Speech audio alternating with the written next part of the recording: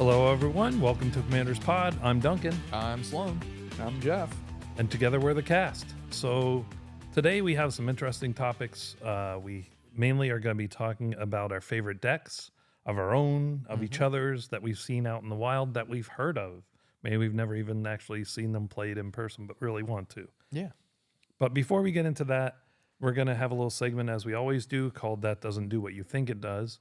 Just things you may be playing just a little not quite correctly, just a little different from how it's intended. Or maybe it's just how you view it, how you react to it. So in this case, it can't be countered. Spells or abilities that say they can't be countered. I think most people think that means, well, that's it. You can't interact with it, that there's nothing I can do. Yeah, you think that'll protect me from the blue player. Right.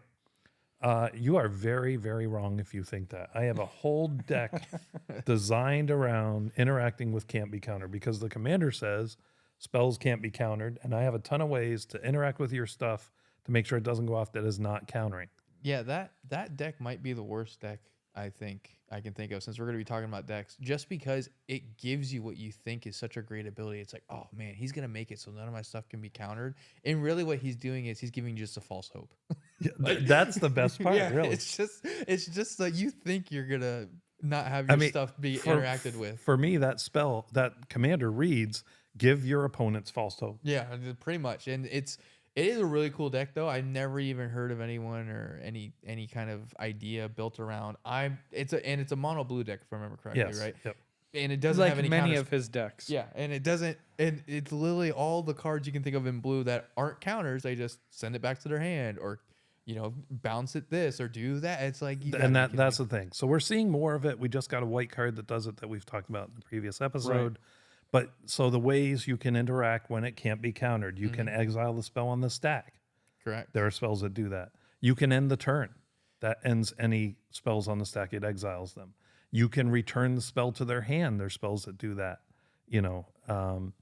There are ways, and I abuse all of them in that deck. It's Lear, Disciple of the Drowned. Yeah. I do love that deck. It's not going to make my favorite for today, but it was up there. It was one of the ones I was considering. Yeah, I mean, it's such a cool concept because you think, oh, you're playing mono blue, you're going to have 75 counter spells, one win con, and 35 lands. But no, it's hopefully more than one win con, but yeah. Well, you're countering everything. All you need is one win con. Well, you're mono blue. To be fair though, this commander also has the coup de grace is I can cast all the spells, the instants and sorceries out of my graveyard as if they had flashback for their regular mana cost. So he's doubling up on all of his non-counter counters that he has. The spell's so nice they did it twice. What this ultimately brings up for people is what's the strategy to deal with this? And the funny thing that I see happen so often when people are playing against blue players with this type of stuff is they see the mana up, they know what they can do, and then they cast anything. And what you're essentially doing is, if you continue to do that, is you're letting the blue player counter you without using their resources. Don't tell people this. Yeah, don't say the quiet thing out loud, right, Duncan? Yeah, no, but you have to strategically play into these things. You have to get those counters out of their hands so you can interact. Because if you don't remove the commander, for instance, he now has his hand and his graveyard to play as options of cards to play with. So you have to deal with it. Right, absolutely. So I mentioned some of the ways to deal with it. There's two others I didn't mention. One of them, because it's unique in that Urtai's Meddling will suspend the card. So it puts it off. It gives the card suspend, so it won't go off until the suspension counters, the time counters are removed. Right, which suspension is time counters, and you remove it at the beginning of your upkeep. Right. So if you're the owner of that card, you'd remove those time counters off. But a lot of times that is effectively a counter because whatever they were doing it mattered in the moment. It's not any good at their upkeep. 100%. Yeah, exactly. And then the last one, which is not something that deck does, but it is another way if you're trying to win and somebody counters you and let's say it can't be countered, or they interact with you and they're casting a spell, it's got to stop you and it can't be countered. You can bury that on the stack if you have instant abilities.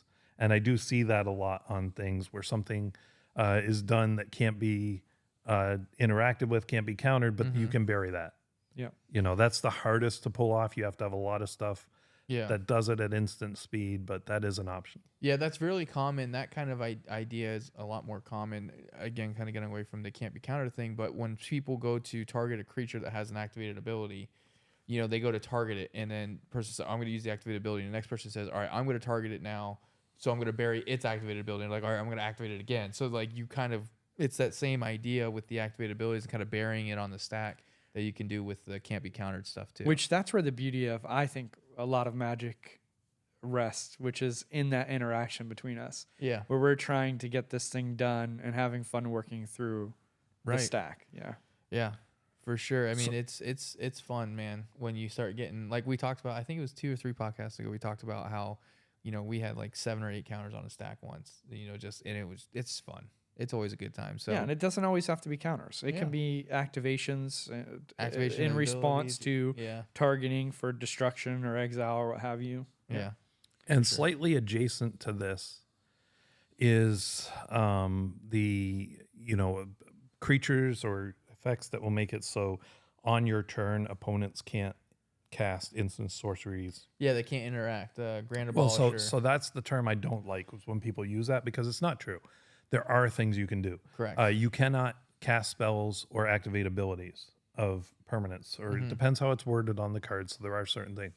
If it says you can't activate abilities at all, it pretty much is non-interactable. You can tap your mana, but what are you going to do with it? Yeah.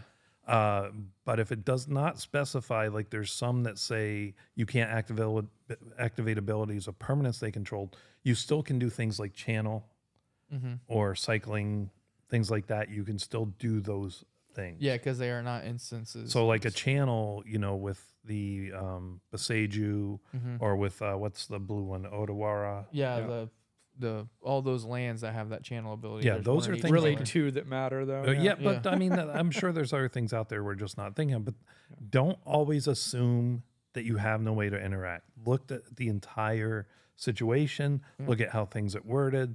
Maybe you say, hold on, guys, I want to look something up, or you want to ask the local judge or, somebody who like knows a a little decree of pain's a great example where it's a sorcery, but if you do its smaller ability where you negative something, you can do that at an instant speed. Right. So sometimes you don't realize you have an ability to interact when you actually do. Yeah. So kind of a greater theme of this, but going back to the can't be countered, there are lots of ways that you can get around can't be countered and still do things. A lot of them you have to intentionally put in your deck, but it's a good idea if you have those type of abilities. Now white has it. Yeah, they have a couple. Blues, again, most notorious for it, of bouncing stuff. The sending it back to people's hands or getting rid of it until end of turn. I know blue has a lot of that kind of stuff in it, which is why, of course, they'd make a commander that feeds off of it. Well, he's not alone, by the way. There are at least 2 others I know of. One of them's the Hermit from either Crimson Vow or what was the other set with Crimson Vow? But so it's on one side it's a 0/2, but when it flips, it's a Hermit Mage or something, and your spells can't be countered. Yeah. And then there's a Dragon Master Ojutai or something like that your instant sorceries and dragons can't be countered. Yeah. So there are more than just the one commander that deal with this. There's green one that says your green spells can't be countered. Yeah. So it can come up. You might want to have 1 or 2 of these answers in there for when those things come up. Yeah, and don't think that just because these counter spells that can get around can't be countered exist, that they're out there that much. The reality is most of my stuff that says can't be countered have never been countered. Right. Or put back to my hand. Even though someone who plays in my group literally has a deck that does that, I can't remember one time it's ever happened. Because there's so few of the can't be countered. Well, I have started, all my blue decks have at least some of that, but I have to hit it. Yeah. I've got to have it. When I happen to have the card that says can't be countered. So, you're still going to play, but it is good to know that this stuff exists. And so I got to doesn't tell gotcha. you, when Jeff has that thing and I don't have it in my hand and I know I have it, it's really, really aggravating. But just to give me some warm feelings inside, what aggravates you, Jeff? Well, before I get to what aggravates me, I do want to point out one more thing. You have to have some testicular fortitude when you're playing a blue player, okay? Just play your spells because they don't always have an answer. They may look at you with that crooked smile, but they don't got nothing to do anything. Just play your cards. And it's amazing what you might actually get done. Yeah, you're like, I didn't think that was gonna work, but okay. Yeah. You just got to play into it. If it doesn't work, whatever. Play the next game. So what's aggravating me lately is not something that always aggravates me. There's something that's called credit card roulette. I don't know if you guys have ever heard about this, but Well, is this when you're struggling for money and you pull out your credit card and you're just hoping there's money still on there? no, if that's what's okay. going on, please hit us up on the website. Maybe we can give you some helpful Oh, tips. please. So Okay, you don't helpful end up tips. in I'm that like, situation. it sounded like you were saying we'll give you some money. I'm like, I haven't got give you no money. to We give might you. give you a job. Yeah. But no. So credit card roulette. What we do with a lot of my friends is when we go out to eat, 3 or 4 or 5 of us, at the end of the meal, we'll get all the credit cards together. Each person puts in a credit card, and then we, mix them up, and then have the waitress pick a credit card, and whoever's credit card they get, that's who's paying for the whole meal. Well, I'm aggravated because I got hit 2 of the last 3 times for this. And I had to explain to my wife last night a $200, it wasn't even really dinner. It was like drinks and appetizers. And, that conversation was a little bit harder than I would like. So I'm slightly aggravated about that. Yeah. I mean, I can see that. So at the beginning, I love this story because at the beginning, I'm like, how does Jeff have even more friends than us two? But now I understand because he's paying for their food. Yeah, 100%. of course. Yeah. Yeah. That's great. I'm so glad that you are, suffering from buying your friends drinks and appetizers, and we don't get any. Dude, it was $200. I think this is the first what's aggravating me that I didn't agree with him. It just made me feel warm and fuzzy. Yeah, it didn't aggravate me at all either. Yeah. But credit card roulette is a lot of fun, though. By the way, Yeah. Maybe we'll As long as you own the credit card. Right? well, no, it's better than like what some people do, right? Where you go out to eat and they all split the bill 5 Or ways, argue but like about you it. You ordered a spend 10 salad. minutes arguing Yeah. on who's going to pay. Or make the waitress split the check 7 times. Not that like I'm not going to pay, but more like, oh, I'll pay. No, I'll pay. Yeah. I think that's a much more fair way to It's do it. it's a lot of fun, except for when you lose 2 out of 3 times. It's Right. super fun. Maybe we'll do that at the card shop. We'll get a couple packs and we'll throw our cards on the table and see who has to buy them all for us. Oh, that would be that'd cool. be fun. Yeah, That'd be a we lot should of do fun. that. Maybe we could do it that way one day. Well, let's go on to our subject of favorite decks. And this might be favorite decks that we own. It might be favorite decks that each of the other people own. It might be favorite decks we've ever seen in the wild or heard about. Or it might be not really favorite, but maybe most hated. Maybe the one that like you're like, it's so good, I do not want to see it. So I thought long and hard about mine. We mentioned the Can't Be Countered. That one is so good, and it was right at the top. But I think when I really looked at it, my favorite deck has to be the one I've had from the very beginning. The first deck I made all on my own without going by like somebody else made it, and I tried to duplicate it or something. And that's Jingataxius Core Augur was the original commander. And I first did it to see, can I make it feasible to run a deck where the commander costs 10?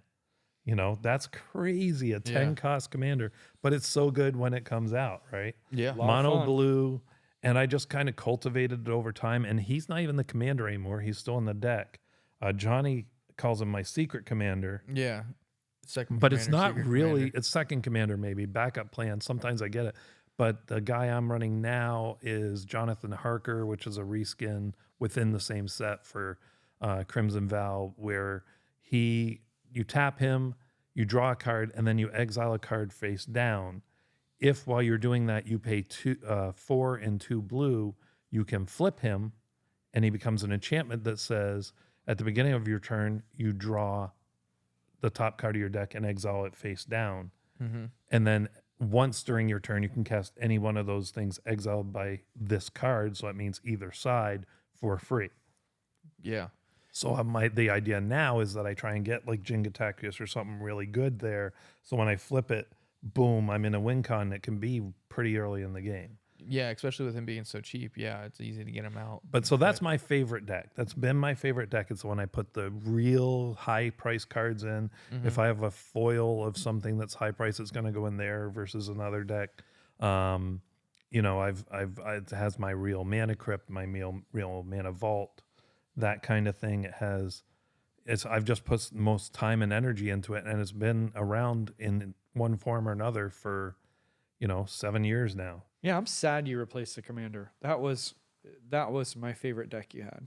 It still is my favorite It deck. caused good the for most. sure. It caused the most discussions at the table too, because inevitably, what always happens is, well, a lot of times it'd be Johnny, it was Sloan. When you play that commander, people are like, well, I have Reliquary Tower, so I'm not gonna have to discard my hand. And then the argument is, well, but he's going to draw 7 cards every turn. We still have to kill that commander. And people are like, no, no, no. And then when you have 14 cards in hand, now you have a ton of counters and you have a ton of answers. And now we can't get out of it and we're done for. See, what the problem is people got used to me playing that deck. There were 2 things that would always happen. They'd counter my commander, so I never saw him. Or as soon as he came out, they'd kill him. Yeah. I mean, so much of the deck had to go towards mana ramp to get him out because blue doesn't have a lot of options, so it's mostly mana rocks. I had like every mana rock you could imagine in there just to try and get him out. I spend all that mana and now he's countered. Now So people metagamed to your commander. Right. I mean, they really didn't like seeing it, so That's a tough every deck that I faced ended up having a way just to deal with him, and so I kind of had to change the commander, but I still really like the deck, and he's still often how I go to my win. Yeah. Yeah. I mean, I will say there's a couple of decks that I've taken apart because that happened where it's just like, oh, you're playing that guy, I'm just gonna kill you. It's like, well, okay. Right. Like this guy has 15 creatures out, 4 mana rocks, and 17 cards in his hand. I got nothing. You're gonna kill me first, really? Because I'm gaining 2 life. Like, get out of here. Like, Right. stop it. So, but yeah. Yeah, so I mean, maybe that's why I didn't want to take it apart, so I just changed the commander. He's still a major part of the deck, and a lot of times he still sees the board. But what about you, Sloan? What's your favorite deck that you've built? I've got a couple of decks that I went through, and I'm trying to think. I think I'm picking this one just because it's so freaking cheesy, and I just like telling people Arkelos. So he's my turtle guy. Yep. I've affectionately named the deck I Tap That. It's on Architect. And the reason why is because Arkelos, Lagoon Mystic, he's a green, blue, and black. And he says, as long as Arkelos Lagoon Mystic is tapped, other permanents enter the battlefield tapped. As long as Arkelos is untapped, other permanents enter the battlefield untapped. And one of my favorite things to do is tap him. And then when someone casts something that has 0 relevance of it being tapped, make them tap it. Just planeswalkers, equipment. It has 0 relevance if it's tapped or not. I make people tap it because I say it has to come in tapped. So I do just and 100% he does. It's I do. super annoying. Yeah. So, but that's I think why I like sometimes doing you'll be it. playing and he just quietly reaches over, and I just tap right in front of the card and just like, hey, or he'll move it, he'll tap it for you, just very quietly, very creep quietly, back. just kind of just tap it. But- 0 relevance. So I do want to just slip this in real quick. It's not about this deck, but it's about the I'd tap that. Yeah. So I just think it's a funny story. So a couple years, my wife always says, "What do I get you for presents?" And I always say magic. Yeah. And she gets tired of buying me magic, but she does, and she's a loving wife, and she tries to think of things outside the box. So a few years ago, a friend of hers that made tumblers made a cup for me for magic. Yeah. And it had my favorite commander. It had the Ingenious. Yeah. Right. And so she had some magic symbols on there. And then it said, I'd tap that. And my wife had never heard that term outside of magic. She did not know that it was also a euphemism. Yeah, an innuendo. So I still have the cup. I did explain to her what it can mean outside of magic, and her That's so face got red. She had no idea. But I just, it's just funny.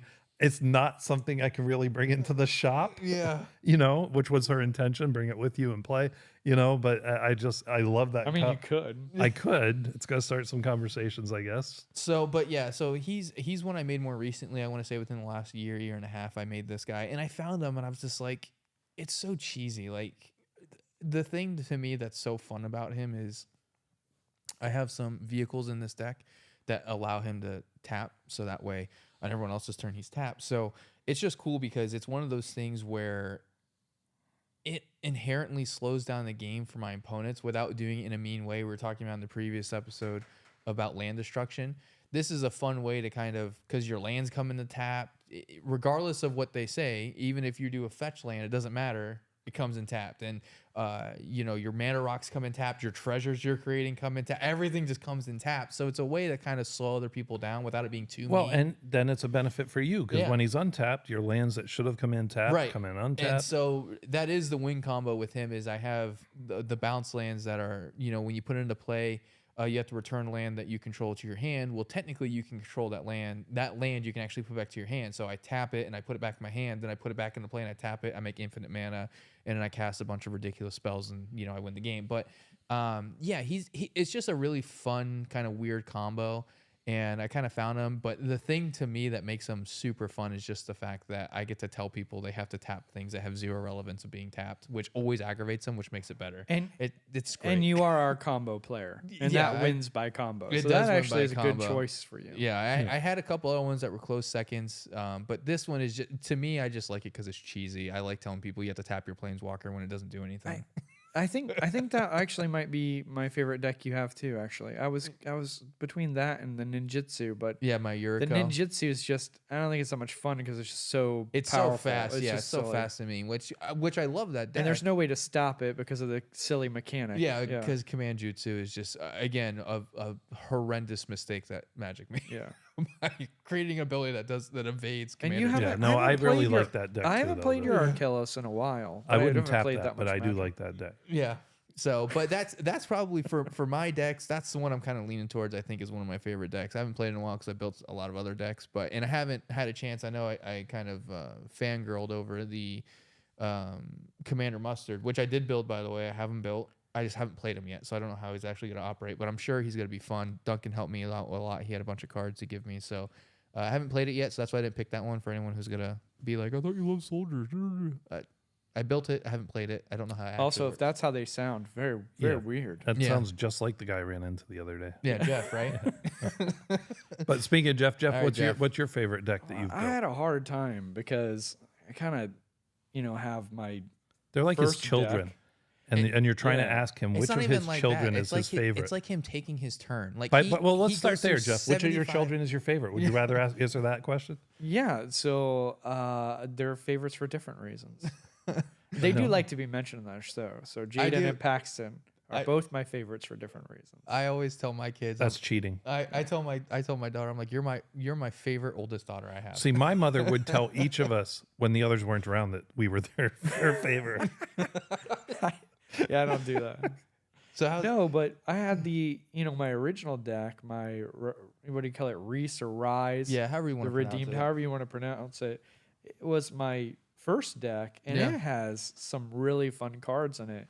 But I'd say the deck that I end up liking to play the most is probably my Atraxa. Yeah. Just because the Planeswalkers can do such different stuff, and it has so much interaction. Yeah. I don't know that it's like a lot of other people's Planeswalkers decks because it doesn't have an insane amount of Planeswalkers. Like, it has a lot. We used to tease him because he's like, this is my Planeswalker deck. Never saw There was a couple games where we never saw him. We might have seen one Planeswalker. Yeah. So, but it's a lot of fun. And I have 2 Atraxas in there for no reason, just because I think Atraxa is such a cool card. Just to be clear, he has 2 different Atraxas. Yeah, he's not cheating. Well, I actually had 3. Well, he I cheats also all the time, but he's not cheating. Sakashima the Imposter, which is a whole nother Atraxa. Right. And then it's got like Necropotence in it, the One Ring, Teferi's Protection, just all my sort of favorite cards. Yeah. I will say I like that deck too because, ironically enough, my Arkelos deck, I won by playing Jeff's Super Friends deck because I did a Villainous Wealth and I had like 70 mana. So I played all of Jeff's cards for free out of his deck and I won the game. It was great. So yeah, obviously that's your favorite deck. It's a lot of fun. too. Yeah, I got to play all of your cards. I played more Planeswalkers with that deck than you have. It's like fair salt inducing, I think, because like, you play the Planeswalker, then you super it, and you just have that thing annoying everybody for the rest of the game. Yeah, and then trying to figure out how to play around it. It's a lot of fun. Well, it's fair unless you play Oko. Yeah, when you play Oko, I think Oko's the most dangerous Planeswalker there. But yes, I typically get you with Oko because you don't play creatures. Yeah, it's gross. So, but yeah, I mean, I would say those are pretty good diverse decks, I would say, that we just Yeah. showed. What's Now, my favorite for you, Sloan, that you've made is your U3. yeah. That one, I just love that deck. I am That pro. was- I would prefer you win when you play that than No, me and win. he's not joking. I don't think I want to play usury with Duncan in the game because he literally helps Johnny win on purpose. Because so this deck is somewhat chaos inducing because it's my coin flip deck, and it's been called a couple different names. One of the guys we work with, Tanner, told me, he goes, "You gotta change it to Flippy Flippy." So right now, the name of the deck is called Flippy Flippy. It used to be called So You're Telling Me There's a Chance, because That's a better name. yeah, because the whole point of the deck is you attack with Usuri. He's one, a blue and a red, flying, and whenever Usuri Fortune's Flames attacks, choose a number between 1 and 5. It's always 5. Yep, He always picks yeah, 5. you don't pick anything else. Flip that many coins. For each flip you win, draw a card. For each flip you lose, Usuri deals 2 damage to you. If you won 5 flips this way, you may cast spells from your hand this turn without paying their mana costs. Omniscience, basically. So, and honestly, if I really wanted to be dirty with it, I would take out all the cards that give me lifelink for them, and I would just run more flipping stuff because... Oh, no. I that'd be know what you hilarious. need to do. Huh. You need a Strionic Resonator, my friend. Oh, I have one. Is there one in there? Yeah. I haven't seen you pull that just one off. hasn't pulled it Because out. then Yeah, it's in you there. get 10 flips. You're going to get 5 wins probably And between what those. people don't Yeah. understand is they're like, as long as he doesn't get 5. But imagine the value when you even just win 2 flips. Yeah, 2 cards. Every time he attacks, he's drawing 2 cards. So imagine a creature said, attack, draw 2 cards, and take 6 damage. Yeah. You'd be like, I'm on board for that. I'll draw 2 cards and take 6 damage. But what's funny is with this deck, he has lost probably more than he's won. I legitimately killed myself with my commander because I refuse to pick a number lower than 5 because I think it's silly. So I have gone into a turn, go to attack, and I have 6 life left, and I chose 5 because that's what you do. And if I'm going out, I'm going out on my terms. And so sure enough, I lost 3 flips and I killed myself. I've done that, I think, twice. My favorite Legitimately one done was, that. didn't you kill yourself while you had Crux Thumb? So you had 2 chances Yeah. on each one. Yeah. And One of the 2 still times, killed I yourself. still that- killed myself. I mean, because Lady Luck does not care. yeah, she doesn't. So- She's a honey badger all the way. This was Yeah. definitely up there for one of my favorite decks because I do love the coin flip aspect. I think it's really cool, and I know they brought dice in with the D&D stuff, but I still think coin flip is more fun. But yeah, this one was one that was up there for myself as well. But this is I my don't favorite that you own because you're either going to win fantastically doing Or- something I wish I or was doing, lose or just fantastically. burn out in I a don't blaze get of to glory. enjoy it though because you ruin it, Duncan. so Because you're literally helping him do it. It's He's not, not like doing it on every his own. turn I do, but if it's the end of the game and he's either No, going to even in live the- or die based on the flips, I will stop somebody from stopping him because just let it Yes, happen. it's He's very either going annoying. to die or Yes. he's going to because win. Duncan knows, your boy ain't no slouch, man. I ain't going for a 2 or I'm picking 5 every time. That's it. Period. And there's no other way to play that deck. Let the boy do his own. Let me pick 5, that's man. that. That's that. So that's my least favorite deck because of Duncan. Yeah. I'm in the hard predicament because I think between Duncan and Jeff, they're pushing somewhere around like 150 decks. So the issue I'm having is I got to try to remember what decks everybody has. I will say that probably for Duncan, just because it's annoying and Jeff doesn't like it again, that's a lot of the drive. for Point him in its picking this. favor. Yeah. Your Norn deck, the mono red guy who costs 1, and whenever someone casts a spell, he blinks. And he just keeps blinking back and forth. And you do like impact tremors and you do all those other things in there whenever a creature comes in. So he has this stupid commander that you can't target with anything. Because of its like that ability, too. and it just keeps blinking in and out every single time someone casts a spell. It blinks out and it comes back, and it blinks out and it comes back. And it was just the first time I've ever seen that card. It was one of his first decks he ever built too. It was towards the beginning of our Magic. And do you playing. know why I built it? Because the commander by himself is so bad. Yeah, What use is a commander that says whenever anybody attacks, which includes him, yeah, or anybody casts a spell, which includes you, he goes away? yeah. Well, as it turns out, it's pretty good because Yeah. he enters the battlefield. But So that's actually one of my ones- favorite decks too. But what you're talking about is he had 1 card in there that made an insane amount of chaos. That's the problem I had with the deck was that 1 card, I think. Not the deck. The deck's fine. I like the deck. Well, you I like do a have little, another. I Actually, like a little chaos. you I have just don't another like- deck that Jeff also didn't like, but it won him the game at the shop the last time we played there. That was like a 6-hour game or something. It was like 3.5 hours, 4-hour game because it was the group hug. The guys, the two guys. Oh, the Greek guys. Yeah, the Greek guys and the Greek guys. Yeah, that's what they are. Yeah. But he had a bunch of stuff out that said whenever someone casts a spell, you don't get to cast it. Then you have to search things from the top of your library till you find something else that's the same storm. thing. Yeah, it was just like there was 4 different things happening on. It was hilarious. Yeah, and I had an enchantment deck, so every time I cast something, I really cast 3 things. So I got 3 triggers off my enchantments. Yeah, and it was just like he had like mistakes were made. Fingers don't need to be pointed. But it was that was a really fun deck too. That was pretty funny for him to play. Jeff. Oh, gosh, he has a couple of decks. The problem with Jeff is he said these decks aren't these things, but they are. But then he denies that they are. Like his rogue deck, that's a mill deck. He says it's not a mill deck, it's a rogue deck, but it's a mill deck.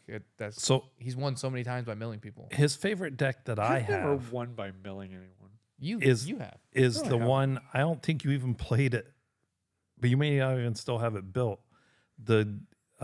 He's blue green. He's blue on one side, green on the other. Whenever you cast an instant or sorcery, you cop It's a storm deck. Storm deck. Yeah, it's a storm deck. What's his name? Oh, I forgot what his name is. But yeah, he's a creature on one side, but then he's an enchantment on the other. He was part of that first set that did that. But that one is a good deck. That one's kind of fun. Unfortunately, there's a lot of dirtling with that one, so it takes a while for it to resolve finally and do what it's supposed to do. But that is a cool deck. I like that deck concept because you're storming without storm in a sense, right? Which is pretty cool. And I do like the fact that it's a creature on one side and an enchantment or artifact on the other. Or no, it's a sorcery, isn't it? Yeah. So it's Jadzi, Oracle of Arcavios. It's a hard one to say. Yeah, but he's a creature on one side, sorcery on the other. And what does he specifically say? So discard a card, return Jadzi, Oracle of Arcavios, whatever, to its owner's hand. And that's because of the sorcery, which we'll get to in a second. That's why that's there. It's got Magecraft. Whenever you cast or copy an instant or sorcery spell, reveal the top card of your library. If it's a non-land card, you may cast it by paying 1 rather than paying its mana cost. If it's a land card, put it onto the battlefield. So kind of what you do with that sorcery on the other side is journey to the Oracle. You may put any number of land cards from your hand onto the battlefield. Then if you control 8 or more lands, you may discard a card. If you do, return journey to the Oracle to its owner's hand. So basically what happens is Journey is only 4 mana, 2 green, green. Jadzi is 8 mana, 6 blue, blue. So you're green, blue. When you play Journey, you put all the lands out and then you get it back to your hand. And so then that you can play next Jadzi. turn play Jadzi. And but here's the thing that I loved about the deck, but in the moment I hated it. And Jeff kind of said, well, I won't play this anymore. It was so broken. I have never seen anything so broken just first draft. Yeah. Like, because it triggers off the spells you're getting off the top. Yeah. If they're instants and sorceries, you can do it again. Yes. And again. Yeah. And again. And he did. And then you have cards that let you do even more stuff. And then the thing is, he was like 20 minutes into his turn. He had done through half of his deck. And he was still going, and I was like, "All right, you win." Like mercy. And it also has some extra turns in it, which is I know that. So I mean, people. it was just infinite Jadzi. So in that respect, in the moment, I'm like, "All right, you win. Please don't ever bring that out again." But that deck is probably the grossest thing I've ever seen. And since I am that player that loves that kind of stuff, I do have to call that my favorite deck he's built because it outgrossed me. I don't play it very often because of that reason. Yeah, but if I have the flavor to play a storm deck, it's a storm deck, so it's fun. Yeah, that is good. And I have to say that's probably one of the ones that you have that's really good. You have dragons, you have rogues. What about you, Jeff? Is there any for Sloan or myself that you really like, or Yeah, maybe that you really probably- dislike? Probably the Archaeos for Johnny because Yeah. so what I think is important to understand is the play style and like pick a deck that fits that. The ninjutsu is a little combo-y, but the Archaeos is definitely combo-y. I love that for Johnny. He loves to do that. He'll play the whole game just to search for some random combo. And whether it's 2 card or 3 card, I've never really seen you go to 4 or 5 card combos, but maybe you have. I have a Schmeagol deck that has a 4 card win combo in it. but for you, it's your the one we just talked about. It's blanking my brain. Incataxias. Yeah, it's my favorite because it just is so much fun to draw that many cards, and then just have like I always want to play that commander, and I love the commanders where it's really hard to get to them. So and it's all you. It's all counter. Stuff. Yeah. So it's very you. I will say this though on the favorite subject. So this was actually my least favorite deck that I ever built, and I took it apart almost immediately. Was Brago, and I think Jeff made like a budget version of Brago, which is the still guy gross. It's still gross. And I think I actually took it apart because of that. So it's a $25 deck. I genuinely did not enjoy winning with it because of how gross it was. Because it was kind of I get to keep all my stuff. I'm just going to keep blowing up everybody else's stuff and detaining it and getting. And it was just like, you can win, but kind of like the point that Jeff made in one of the previous podcasts was, is it really fun though to win that way when no one else is enjoying it and everyone else is not having fun or being able to do anything because you're just blowing everything up constantly, which is what my Brago deck did. I had a bunch of ETB triggers, so I would draw cards, I would destroy artifacts, destroy enchantments, destroy creatures, detain creatures. It was just like no one was able to do anything except for me. And it dirtles. It doesn't win quick. Whereas like Jodsy, Jodsy's like, you guys get to play the game until I get to 10 mana and another turn. And then I do my thing and it's over. Which, by the way, I didn't realize that was green-blue. I should definitely put that in my Calamax deck. No, you should definitely not. But Duncan, awesome. I think understanding where we're different, like I have a lot of tribal decks. I by far have the most tribal decks, I think. I don't even know if you guys have very many tribal decks. Sloan does. I do. I got soldiers. That was actually another one. I've never seen, you've never played soldiers. I never played soldier, but my non-tribal tribal deck, which is Volo. Which is the tribal is you have everyone be a different type of creature. So that brings us to another one. So talking about decks that we don't not here, right? Yeah. So another guy that I play with very rarely, I actually played with him last night. I didn't get to see this card. His name's Tim. But the deck I love that he made was a blue, I think it's something Ultimus. But the creature is legendary, and it has all creature types. And he made an everything tribal out of that.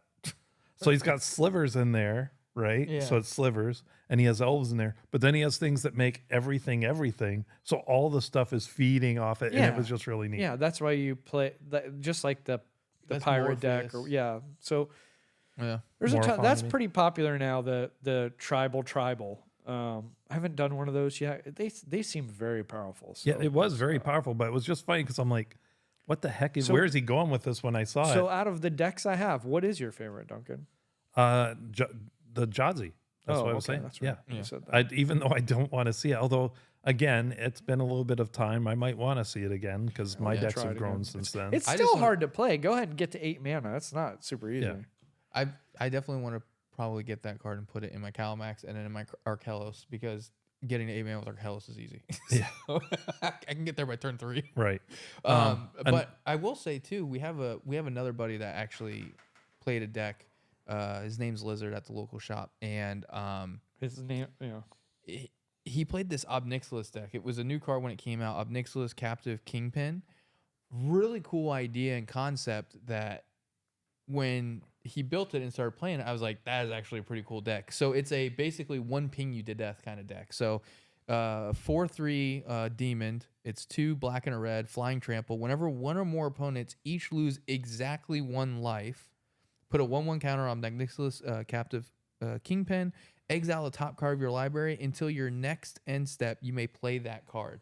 So our buddy played that Lizard, and I was like, man, that is a cool deck. Like, all those really bad, deal 1 damage to each player instances or sorceries or whatever, this guy just feeds off of them. And a lot of them are red and black, so that was really cool. That's one deck that we don't have in our play group, I don't think. Right. But, one of our friends plays. So the sad, funny thing about that deck is he stopped playing it because there was one card that just broke it. And all will be one. Oh, yeah. When he put that in there, it just broke the deck because all will be one says anytime counters will be put on a permanent or player, it deals damage to equal to that counter. They put them in a lot of planeswalkers. So then it's 1 damage. So then it gives him a counter. And then it gives 1 damage and the counter. And it's just infinite. He wins. Yeah. So he was like, well, now that I've seen the ultimate thing it can do, it's like I don't want to Yeah. play it anymore. That's definitely one I think is, and again, it's the commander's not too expensive with being 2 a red and a black. It's only 4 mana. I can definitely see someone, playing this guy because again, the biggest thing is card value. I can see someone playing it in a little bit more of a higher tier table. He's a popular commander. Yeah. Yeah, so he's a cool one that I saw and I was like, man, that is a cool concept that, 1 damage gets you a benefit. Usually it's like if you do 5 or more damage or, you want to do a bunch of, this is really specifically exactly 1 damage.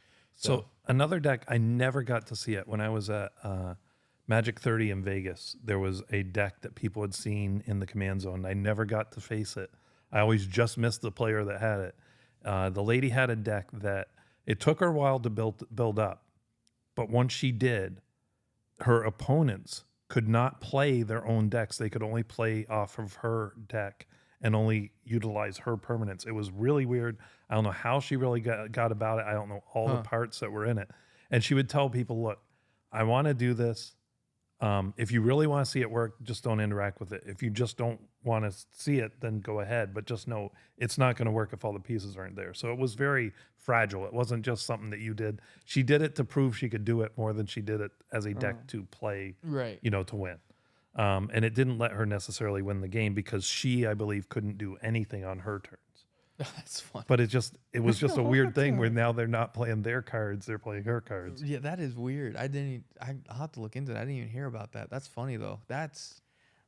Well, I've wanted to play a deck where you play other people's decks, but the problem is when you get to a lot of those decks, they're pretty powerful. Yeah. So like then Yeah, you had the Beholder guy that you made. Yeah. Which lets you, play Xanathar. that one wasn't too powerful. That one was good. Yeah, that one was reasonable. But then they came out with the pirates, because I did make a pirate deck off of the Lost Caverns of Ixalan's set. The commander, not the commander from the pre-con, but the card that was the alternate commander in the pre-con. That lets you play other people's creatures. Yeah, when you or play their spells. creature, like if you have a creature you control that you don't own, but you control, it gets +2. +2 is a pirate and has menace. And then if you cast a spell that you don't own, you get to create 2 treasure tokens or something like that. So, but I tried to make that as well, and the problem I had is if it's too good, they just never let you see that guy. You will never have him for long. Yeah. So, but because it can be very gross, it can be very broken. But so that's some of our favorite decks, things that we've seen, things that we've played, things that we've faced. Just kind of give you guys some ideas. If you have some ones you want us to know about or unique things, you can email us at cast@commanderspod.com. We'd love to take a look at them. yeah. I love outside the box commanders like that Norin. That's why I built him, because I wanted to, how could this possibly work? So if you have something really unique, please send it to us. For our next segment, we're going to talk about, we call it Counterspell. It's where we bring up a topic for discussion. And today's topic is commander tournaments.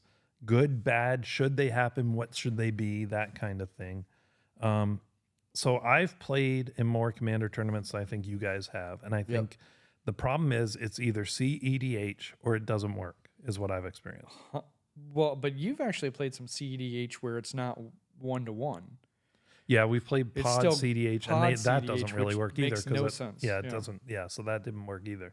Yeah. But so outside of CEDH, in my opinion, it's really hard to pull off. I do have some ideas of how it could work. But what is your guys' opinion? Should there even be a tournament for a casual game like Commander? I mean, I think there should be. There's benefits outside of of the tournament. I guess that's kind of an indirect benefit is, for example, when people usually go into tournaments, if we're excluding CEDH, obviously there's certain combos that people will just build for their decks because, they're the CEDH win combos. But you sometimes have people that discover things that are really strong and really good, and they get brought to light, and it can maybe potentially either show you potential combos that you didn't see, or maybe spark your interest in maybe another color combination for a commander or other things. But you think it does it more than just playing and rotating pods and moving around? I think so, because the one thing with the tournament too is that it kind of forces you to interact with other groups and other decks and other builds, right? Because let's be honest, when we go to sit down and play Commander, we're not really shifting tables usually too often. We're usually playing with the same 4 guys, and we'll have different decks, but for the most part, we're playing with the same personalities and the same people, and we kind of know each other's decks. So it's not like you're going to pull out a deck that's like super surprising and I don't know about. But you could go to a Magic Con and play with all kinds of different people and not in a tournament and get that same effect, I think is what Duncan's kind of asking. Right. But how's it better in or a you could tournament? make a point of going to those other tables, which I do encourage. Yeah. Say, hey guys, I'm going to go see if they want to play a game real quick. Yeah, I'm not an outgoing So person. my thought on this is actually maybe counter to what someone might think an EDH player would say, and it's that I think the tournament should be for the other formats, standard, modern. I think those are the formats that should be enriched by tournament play, because EDH came out of the idea that I've got all these cards that can't be played in these formats. Yeah. Where do I get to play them? Well, I get to play them in EDH. And I think when the market in Magic changed to making cards specific to Commander, it affected the meta a lot, because we weren't using leftover cards. We were having cards made specifically for us, which, that's a whole nother debate. But I think the tournament play is really rich and really, really good for standard, especially right now, I've heard, really good. And for modern, should be really strong. And then Commander, I think, should be the casual thing you do when you're done playing those. Then you go sit down with buddies and you sit around in a 4-player pod and you play Commander. And the reason I think it is because when you have multiple people and you're trying to be competitive and multiple people are playing, there are so many reasons that doesn't work. You have people team up. That's a problem. You have people sabotage. Like, you could have a really bad player in your first pod who ruins it for you, and it wasn't a good play. And now you don't get to move on, not because of your skill, because of their lack of skill. And so there's probably more if we thought about it, but those are my issues. Right. I don't think it works. And so part of the problem is when you have a tournament, how do you make sure that the competition is equal? You know what I mean? Some of these people playing this tournament, they only have a couple decks. They're not building a special deck for this.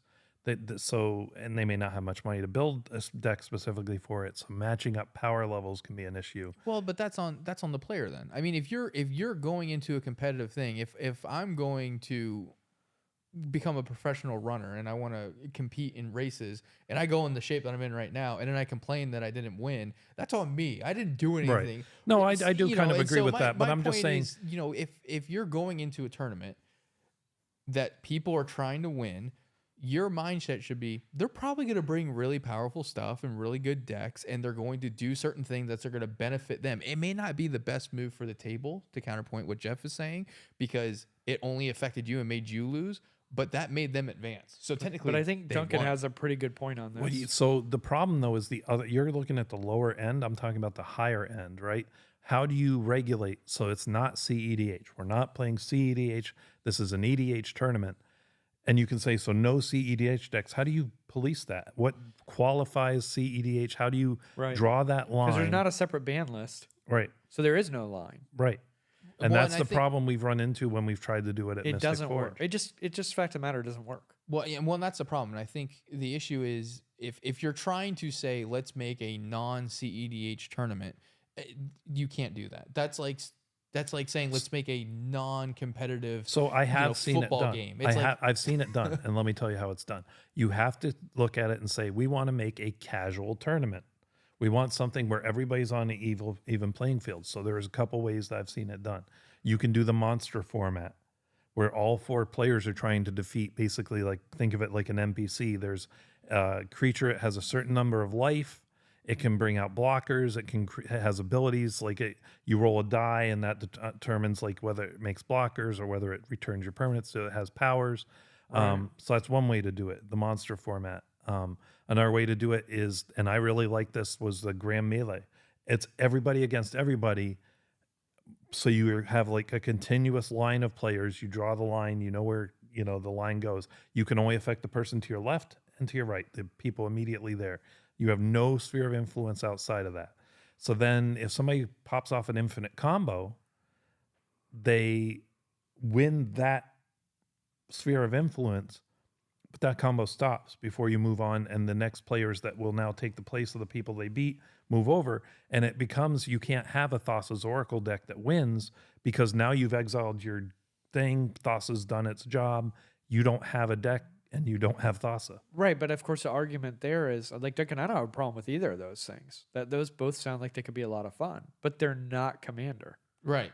Those are different. They're still formats. taking Commander decks. Yeah, but it's still a different format. Yeah, it's not technically Commander. So like again, you're coming up with a solution that allows you to use a Commander deck in a tournament style, but you're not playing Commander.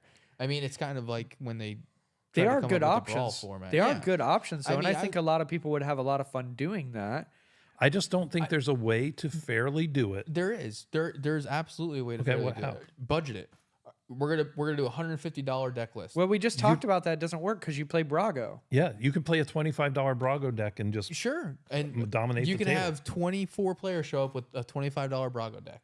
But what you're trying to do is you're trying to make a palatable EDH deck where you're adding so many layers and so many things that you're trying to keep it from doing that it's impossible, which it is. You Also, can't, how are you doing a budget deck? Because who's determining what card costs what where? well, Like, you this set, card you set the costs- rules. We you use set the rules. TCG We're gonna player use for TCG player the You're- market price. And then when I build my deck a month before the tournament, this card is worth 30 cents. well, it's what it is the day of. That's Right, what they so go by. trust So me, you have to it's submit still- a deck list. It is difficult. It's all difficult. That's my point. But why they do we have to do it? Why do we have to do it? Just do play a normal casual Commander. Let Right. them have their tournaments. Yeah, that's kind of where I am on it. There Yeah, are ways you but- can do a Commander quote tournament, but it's like you said, it's not really Commander. You're doing But something. technically, again, these Commander tournament, I guess in my head, we're referring to local game shops, right? We're not talking about going to MagicCon and like signing up for an actual tournament and stuff like I that. think we're talking about both possibly. Yes, Okay, whatever. Any format, any setting. I mean, there's people that want to. I mean, we keep trying. They keep doing it. They tried to do it competitive. where they had a selection of commanders. You chose your commander randomly, had to build a deck, and none of the commanders had like broken abilities. But then what you run into is people don't build to the commander; they build to the colors. Right. Exactly. You Yeah, know? I mean, but my point ultimately is that if we're talking about the grand scheme of all types of tournaments, from your local game shop all the way up to where it's official with a judge and you're at MagicCon or whatever, one of the advantages of having the tournaments at that level on that high of a scale is that there might be things that these judges are now seeing and they bring to the attention, and it's something that you could see change in the game ultimately. For example, like banning cards or rewriting texts or Oracle text, so there are advantages to people breaking the game, quote unquote, because then it allows it to then get readjusted and fix itself. It allows for people to nerf it, and you probably won't see that if there is no competitive level of play for the format. You won't see those things get fixed. I think you can if they do the tournaments and things like that correctly, where they have the tournament and then they have the casual play over here, and they have judges that are actually around helping, which they do. Yeah, they have And judges. so they can run into different things and see different things. And plus the judges play too. Let's But be honest. like I said, judging power level, you can't judge it on price. You can have a super powerful deck Yeah. that's low price. Yeah. You can't. Yeah. You can't monitor power level, and it's very hard. And some players try and build to the spirit of what's being done, and some players are just like, no, I'm playing to win. I'm I'm going going to play land destruction. It's like, well, if everybody's heading into that meta going, well, we know mass land destruction isn't something that fits in casual. And one person's like, well, I know they know that, so I'm going to do it. Well, you have a leg up because you're doing something that everybody else has said they're not going to prepare for. Right. Well, like a lot of times they ban mass land destruction. That's one of the rules in because it's not. They don't consider it casual to do that. Yeah, then But- you just Thassa's Oracle, right? You're like, everybody else is going to come with a And knife, and I'm that's going the to come with problem a is you machine have gun. to have like, okay, well, Thassa's Oracle is considered a CEDH win. Now we ban that, and you keep having these like specific bans. Because what we need to get to is a ban list for CEDH and a ban list for Commander, and just separate the two formats. Right. And then maybe we could have, we wouldn't be able to do 4-player Commander, but you could do 1-on-1 Commander maybe.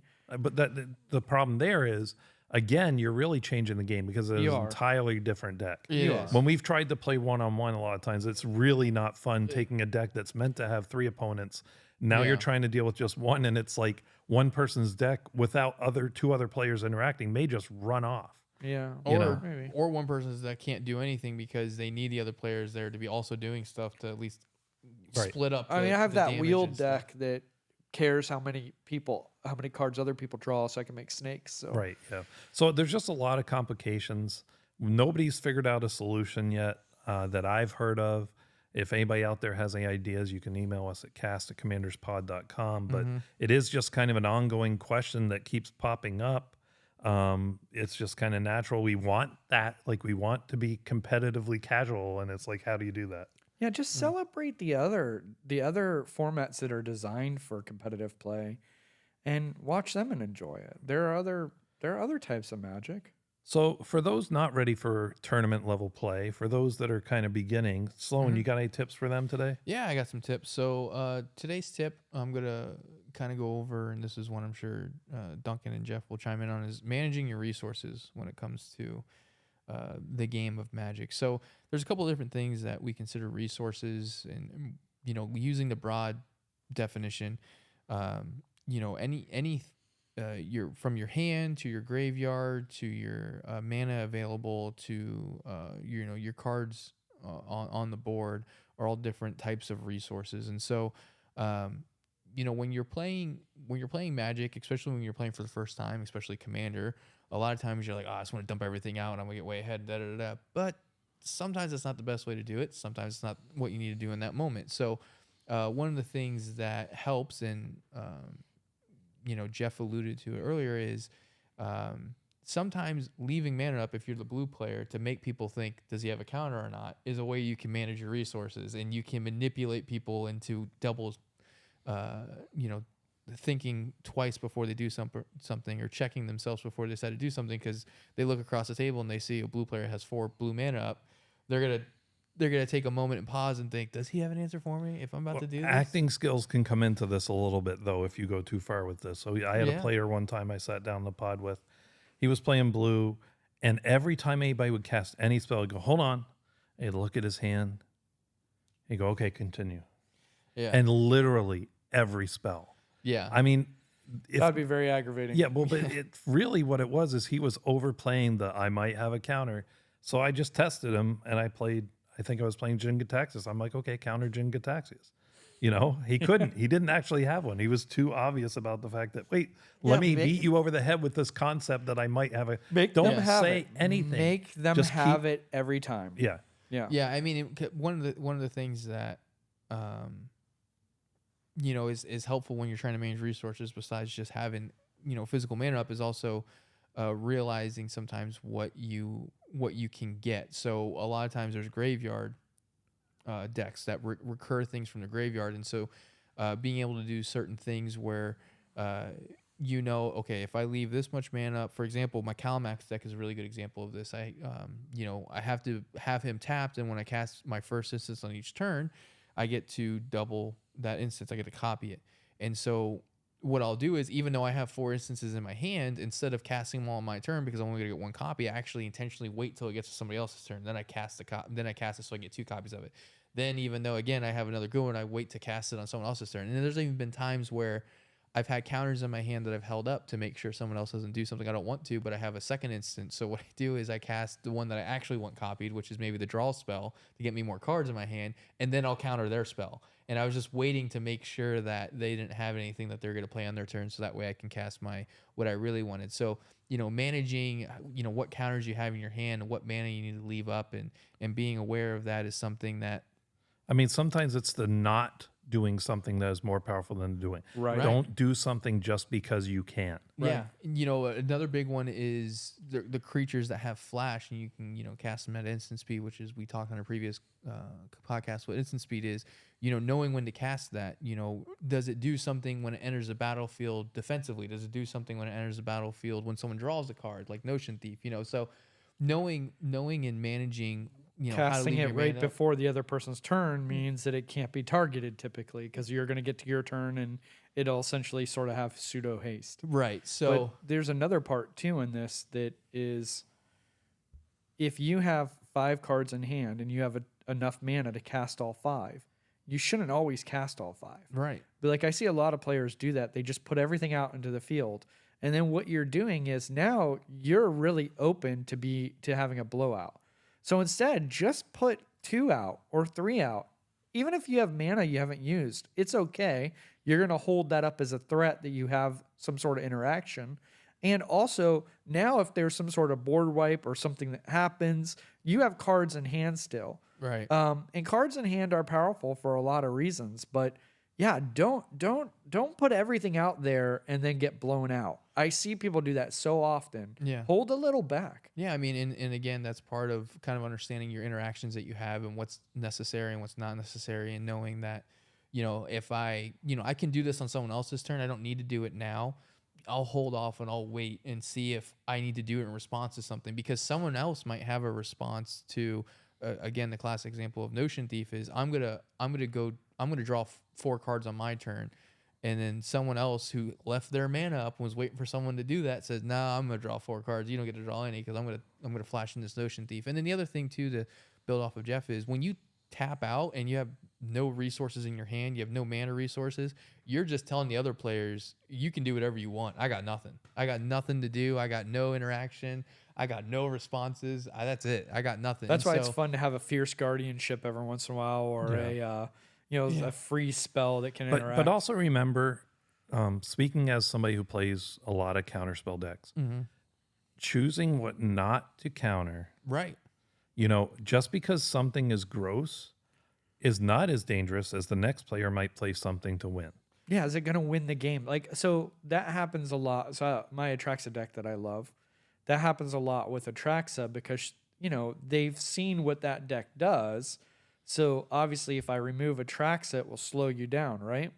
But it's the doubling season and the Vorinclex and the different things like that that actually get the Planeswalkers to instantly super.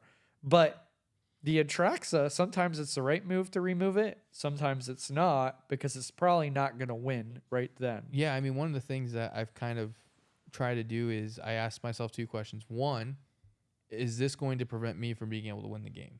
No? Okay, I probably don't need to counter it. 2, is it going to have that person win the game? And usually if it's not something crazy, like if it's not yes to both of those, or, I usually am okay with letting it hit. Or the other one is put me so far out of reach. Because there's something where they won't instantly win. It won't necessarily stop me from winning, but it puts them so far ahead. But that's the danger, right? When you get late in game. Yeah. Not early in game, but if you're late in game, to me, if somebody then plays Smothering Tithe, I'm going to more likely let that go then than if they had cast it early. We're already late in game. Yeah. We've all gotten our value. Go ahead.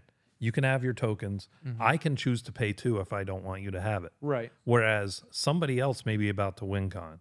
Correct. So while Smothering Tithe is gross, it's much worse early game than it is late game. Right. So timing on when they're doing it changes whether or not it's dangerous to me. You have to in this game, if you want to get good, it's about leveling up in small things, getting a little bit better. And one of the things you got to get good at is discipline, is understanding how to just take a moment. And the thing that makes it challenging, maybe it'll be one of my aggravated segments, I think it probably will be, is that the other people try to speed you up. Go faster, go faster, go faster, go faster, right? But if you take a moment to just slow down and actually pay attention to what's going on in the field, use a little bit of discipline, go, what can I do? What can I not do? What's going to happen in 3 turns from now? And really understand what's going on. You have to think about, what's a blue player going to do? What is it out on the battlefield that he's building up to? What might he have in that deck? Yeah. Same thing, if you know the commander that you're playing, you know what they might be doing, you know what they've built up to, be prepared for it. How am I going to deal with it? And don't just go for the win, because one spell can stop you, and if you put everything into that, you're done. Right. Yeah. So just, think about what you're doing. Try to manage your resources. Don't just always tap everything out every single time it's your turn and put everything out on the field. Make sure you're kind of managing your resources, and like Jeff and Duncan said, you're looking over the battlefield, looking over the all the pieces that are interacting, and seeing, what's my best play in this moment. Right. So just kind of another pro tip that I would want to give, and this is actually a separate segment that I've been thinking about adding this, and I think I'm going to. It's got to be called Tales from the Table. Just real quick thing that I want to point out, kind of similar to yours, but kind of very specific. Don't make the mistakes I made. Yeah. Right. So I used to have a Villas deck. Now, Villas is when you lose life, you draw cards, Yep. right? Sounds awesome. Now that Bowmasters is a thing, that is instant death. If somebody flashes out Bowmasters when you have Velas, it is you are going to infinitely take damage and draw cards. So, that's just my tale from the table. It actually happened to me. It was not fun. I don't play Velas anymore. I wish I would have been there. For He that deserved game. it. Yeah, though. that would have been great. I wish I would have been there for that one because, yeah, Villas Taking was a gross. picture of before your that. face and the look of disappointment. Yeah, I That was would've been just great. like, oh my word. So anyway, but thanks for joining us today. We really appreciate it. We want to thank Jack May at Info Pilgrims, the production company, for doing this for us. And remember, everybody, kill Andrew first.